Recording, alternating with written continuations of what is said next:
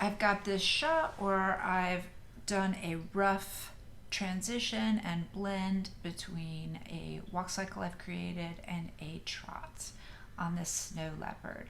So I need to go in and work on refining this transition, and one of the ways I can take care of that is by using these BakeTools. If you don't have your baking tools already on the toolbar, you can get them over here under workspace. We're talking about the main toolbar here. It's a green tool, so we'll go to baking tools. There's lots of different options here. You can choose to have these individually on your animBot toolbar, or you can remove them. So we've already gone over shared key time, so I'll click off that. I'm also going to click off Bake Infinity, even though it is my all-time favorite tool to use during cycles. We're just going to concentrate on our bake tool, so just having one of them down here is enough. Close that. Remember, we can access all of them by right-clicking, and we'll still have all those options that we were seeing inside the workspace. I've got some bookmarks already selected here, which delineate where it is that I really want to work on the transition. So I'm going to go ahead and select All No Global. Using my bookmarks, I am going to go to the part which is the transition.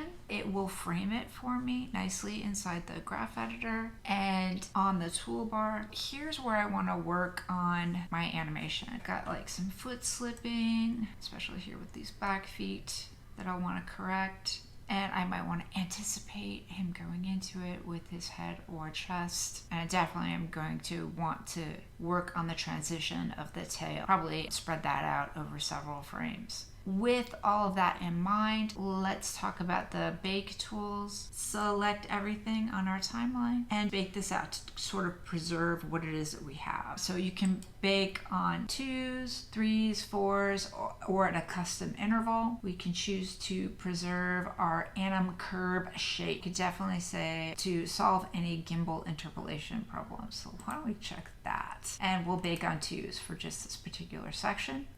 I frame that and then hit G, you can see that I now have a key on all my controls for every 2 frames, which makes it a little bit more manageable when it comes to working on cleaning up this transition.